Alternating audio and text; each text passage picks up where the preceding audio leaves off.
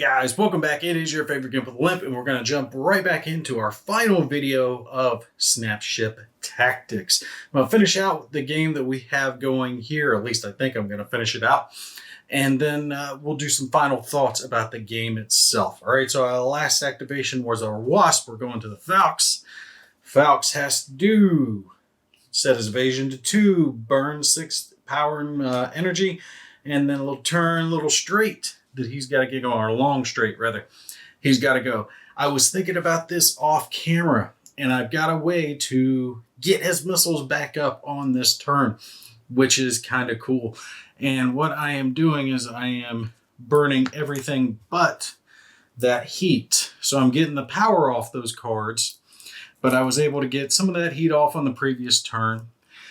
So 6 power going back, right? That's what I get to get back.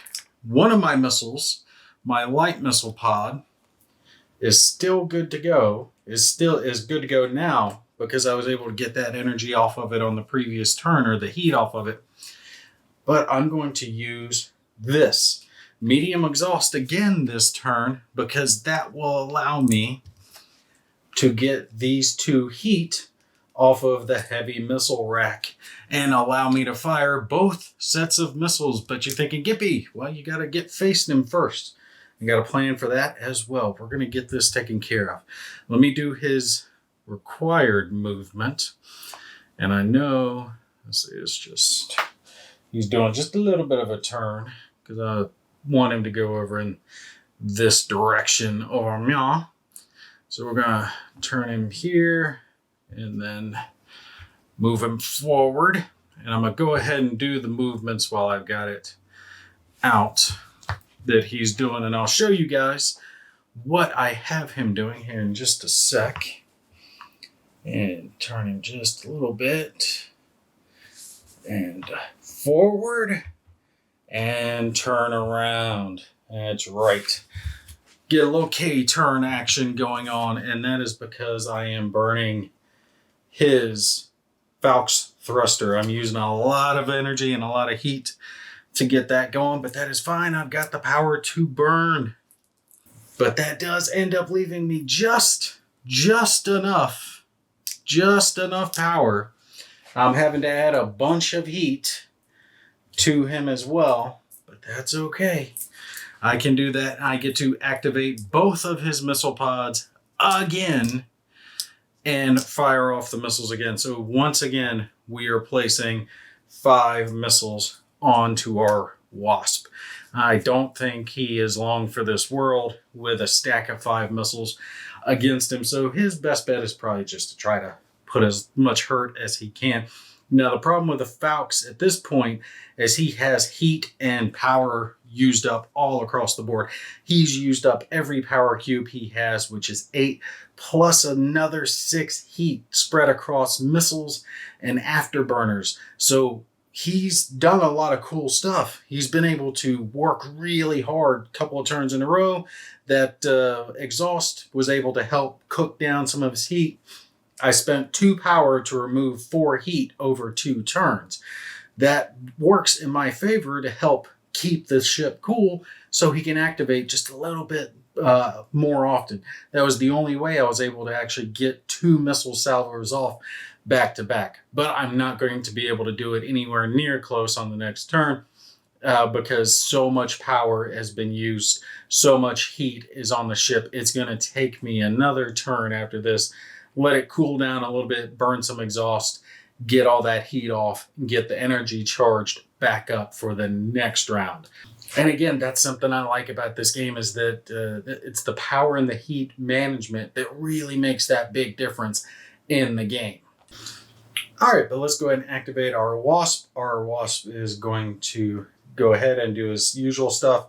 All he's going to be doing is cooking off energy. He's used so much stuff on the previous turns. He had done some attacks and some maneuvers using his wings and using his thrusters, so he's cooked up on his energy. He's still got a little heat on him, but it doesn't matter. He just wants to get pointed at him and do as much damage as he can on his way out, which is what we're going to try to do. I might even let him just eat the missiles so I can try to get an extra attack going instead. He gets his usual turn and a maneuver. And does he want to be close? He wants to be within range 2, so that if he turns just a little bit.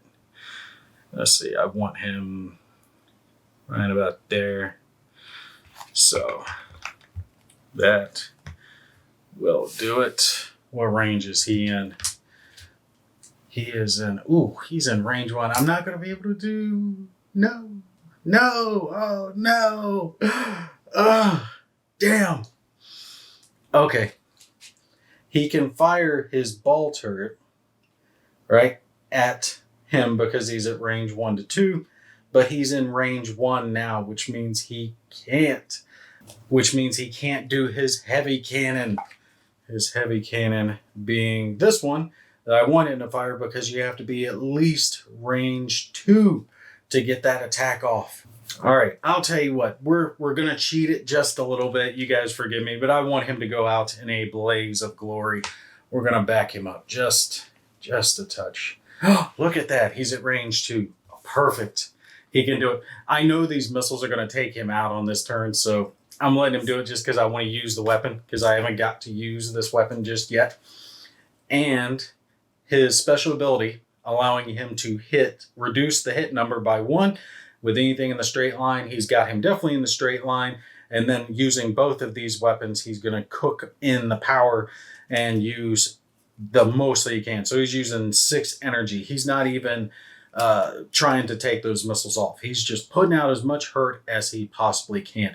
So we'll start with the ball turret, which is actually pretty cool because that's 360-degree field of fire. The ball turret can fire up to range 2 all the way around him. Doesn't do a whole lot of damage, but can do, something to him. And this one is the big one that I'm talking about. He can do up to 8 and guaranteed criticals with that one. That's what I wanted him using. So here is our ball turret. Firing at him gets to reduce the target number by 1. And again, that is his special ability, right? So anyone in that straight line arc right in front of him, he gets to reduce it by 1. Now, the Falx does have that ability to where he can increase his evade by 1, but he didn't have the power left to do it. So his evade's only 2. It gets dropped down to a 1. Now, with the ball turret having 2, that's 2 plus his evade, which is 1. So he's looking for 3s or better to cause 1 point of damage against him. And that's 3, 4, 1. So he got 2 hits. Not bad. That's 2 damage against him. Leave those dice up there just so I remember it. And these are the 2 big ones. These are the ones that I want him to hit with. He is rolling these 2. It's 2 again plus the 1. And anything that hits is converted to a critical. So if he hits, he'll do, with both of these, he'll do 8 damage and then 2 criticals to him on top of it because he has spent all the energy and heat against him. No, he only got the 1. Oh, he had the best chance to him. So that gets flipped over. He does do a total of 4, 5, 6 damage to our Falx on his way out because I cheated it just a little bit so he could get his shot off. And let's roll real quick to see which part was critically hit. And that is part 7, which is actually his afterburners. So his afterburners, the part that he used to do the U-turn around on him, is now critically hit and disabled. And he has to repair that before he can do any more U-turns. And with this part having a whole lot of heat and power already on it, having to flip over to its damaged side, it's going to take a lot to get that part cleared back up and ready to go. Now, before we finish things out, we do have to account for the 5 missiles that are on top of him. Again, what was it? 4? 4 or better? Yeah, 4 or better on the light missiles, and I think 5 or better. No, 4 or better.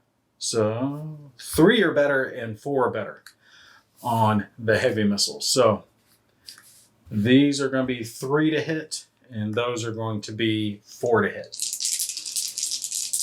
And light missiles, oh wow. Critical hit, that's enough. That is 2 damage. That takes him out and destroys a part. And the heavy missiles, did he hit with those as well? 2 hits, a 7 and an 8.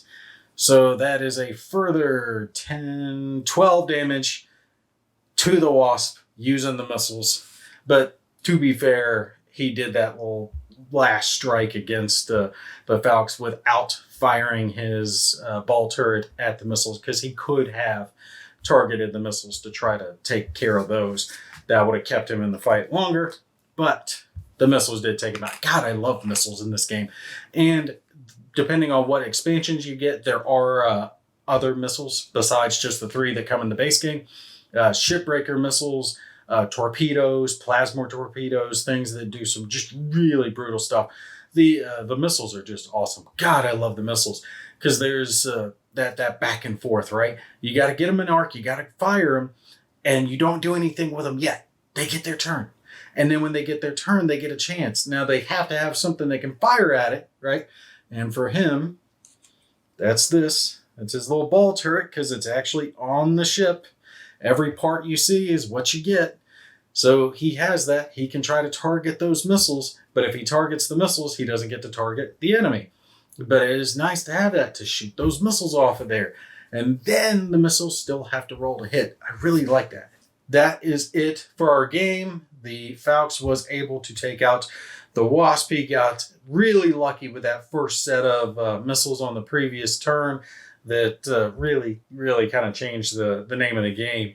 But you guys give me a sec. We're going to pop over and I'll do some final thoughts about Snapship Tactics. All right, so let's do some final thoughts for Snapships. Ultimately, I do like the game. I think it plays really well. They've done a good job of creating an actual game, right? They didn't just take their toys and come up with some basic rules like, roll a d6 and hope for the best, right? They came up with a good game that is actually fun to play, that correlates to a product that they already had. Mad props for doing that. Now, usually when I review a game, I talk about the components first and then I get into the gameplay. This time I'm going to do it the reverse, because the components they're kind of both ways on this. And I'll explain that in a minute. When it comes to the gameplay itself, like I was saying, they did a good job creating the game. And I really like the fact that they have the stat card for the ship, what it's basically recommended to come with, but the fact that you can change it up. And again, I know I keep harking back to X-Wing, but it's the closest correlation that can be made to a game that's popular enough that most people understand what I'm talking about with it. This game really does a good job with the WYSIWYG. It's awesome. So many times in X-Wing, one of the things I hated was you could be flying against an opponent, and they could be a TIE Fighter, X-Wing, whatever it is. And you fight this opponent and it has this abilities. You fight this opponent, has a completely different set of abilities and is going to fly completely differently compared to this one, but they're both in X-Wings. You could never really tell what your opponent was going to do. I mean, you might know a pilot skill ability, but when it came to the actual gameplay and the special abilities that the ship had added onto it, there was no way to look and tell, and you had to try to remember that. And I can't tell you the number of times that it happened to me during a game where I would be fighting someone and they would tell me at the beginning, now I'd look over their list, they'd look over mine, but I couldn't remember every single card. They could have 5, 6, 7, 8 cards, depending, put on, generally not 8, but they could have a bunch of cards on there. Weapons, shield upgrades, thruster modifications, all this type of stuff, stealth ships, right? They give them all these weird, wacky abilities, and you're not going to remember it. You're in the game, and then they're like, oh, I'm doing this. And you're like, oh, I forgot that they could do that. Or, oh, I didn't remember that he had bombs. Or, oh, shit, he's hitting me with a plasma missile. There's no real way to look at it and know. That's something that Snapships isn't really going to have. When you're looking at the ship, what you see there is what it's going to have. If you see a ship that has a ball turret, it's going to have a ball turret. If If it has the plasma blasters on the front, it's going to have plasma blasters. If it has missiles, it's going to have missiles. If it's got certain types of thrusters, it'll have at least one, because you have to have at least a engine on your ship. But he's going to have some type of an ability, and depending on what wings that he has, maybe he has the ability to do a ram attack against you. So just by looking at that ship, okay, I want to keep my distance because he can cause damage to me by getting in close. So I want to try to circle around him and not let him get in close and hit me with those bladed wings of his. So that, the WYSIWYG nature of it, excellent. Love that. Then when it comes to actual ship cards themselves and the part cards, I love the interaction of the power and the heat management. Your ship chassis itself is going to have a set amount of power and heat that it can dissipate each round, right? You can burn through so much. And if you go gung hard on this turn and you use all your power and then build up heat on top of it, it could take you 2 turns to bring those systems back into line, to recharge them so you can actually use them again. It's going to take you a little while because you could burn, in my gameplay, my ships had 8 power. Okay, well, they can only burn 6 in a single turn, dissipate that much. But it's not just that power, it's the heat too.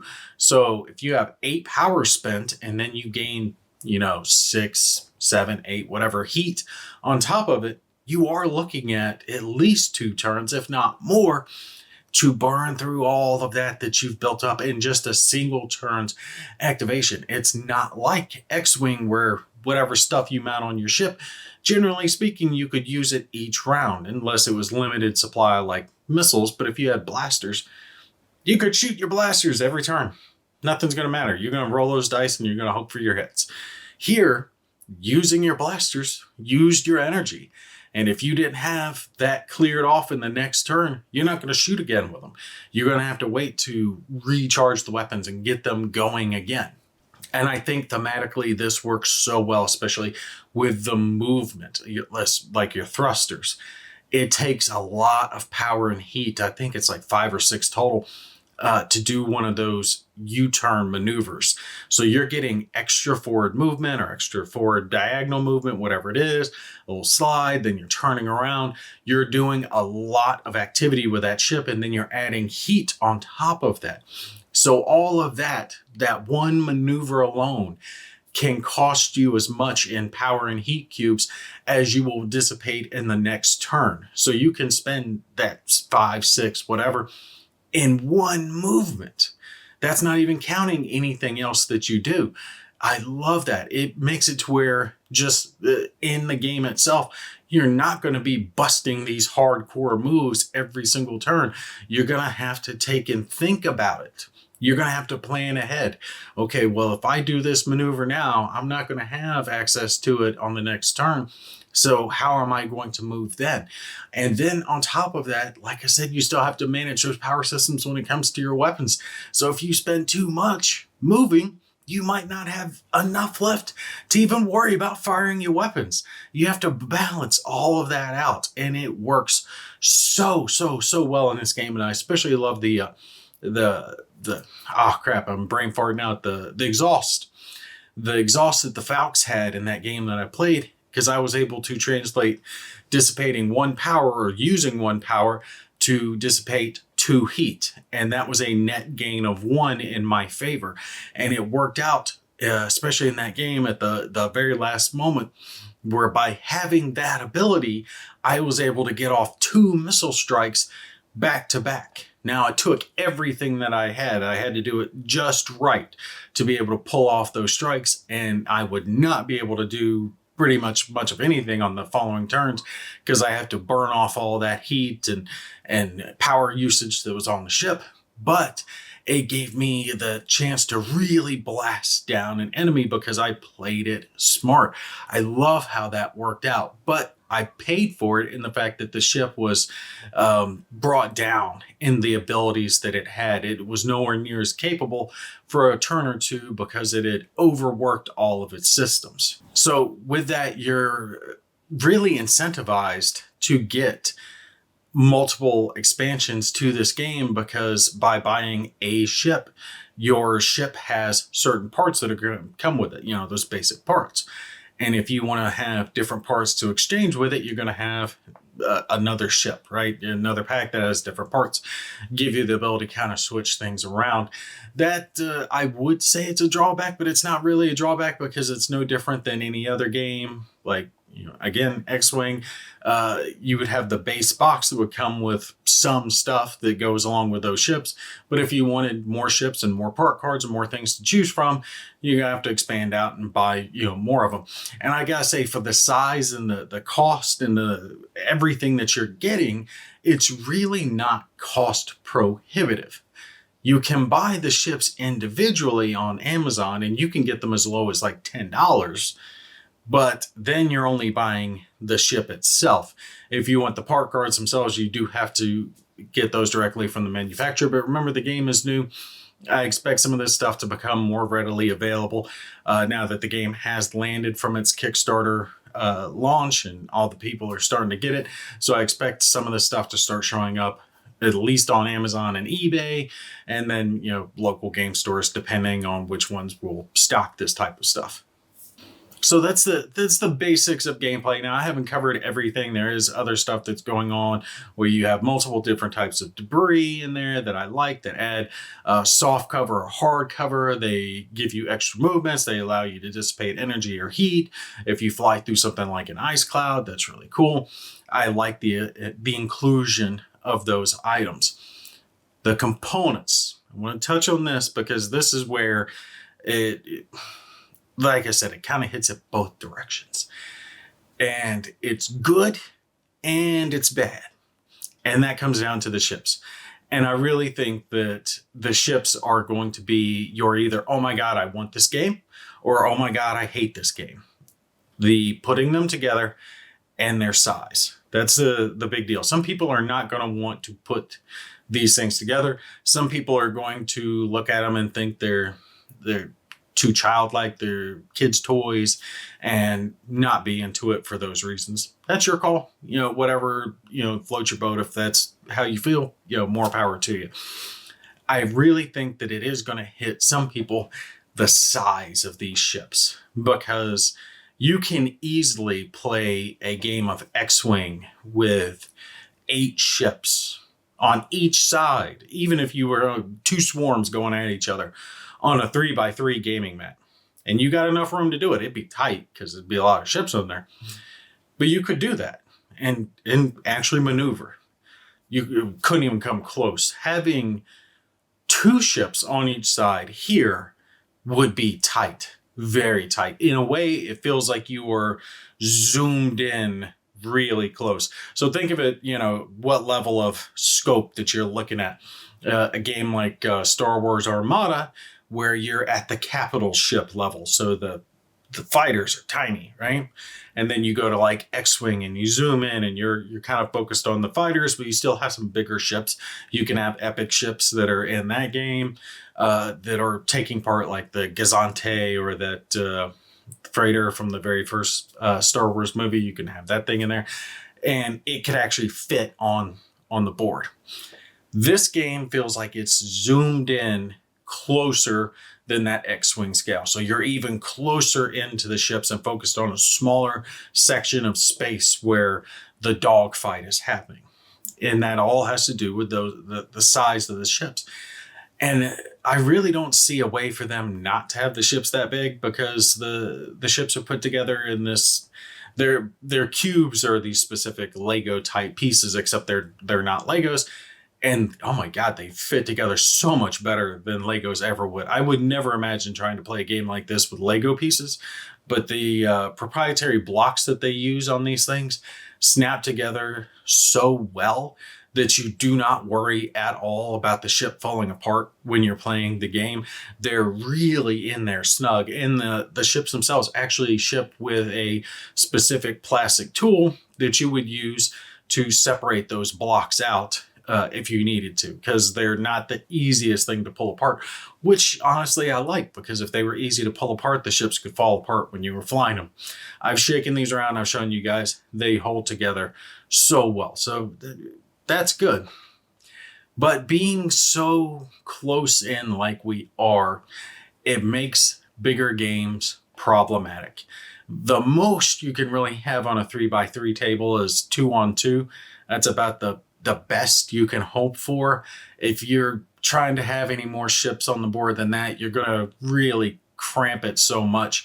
The small round bases that they sit on are what officially counts as the ship for ramming purposes and obstacles and the like. Those aren't that big, but with the ships themselves and the wings and the thrusters and the guns and everything hanging off of them, they quickly start to fill the board, as you guys could see during the example game that I played there for you. That, I think, is really going to make and break it for people. The scale of the ships, you know, how close in you are to it, and whether or not you like putting them together. For me, I don't mind. I love these things. I got them up on my shelf. You know, multiple ones of them that I've put together before.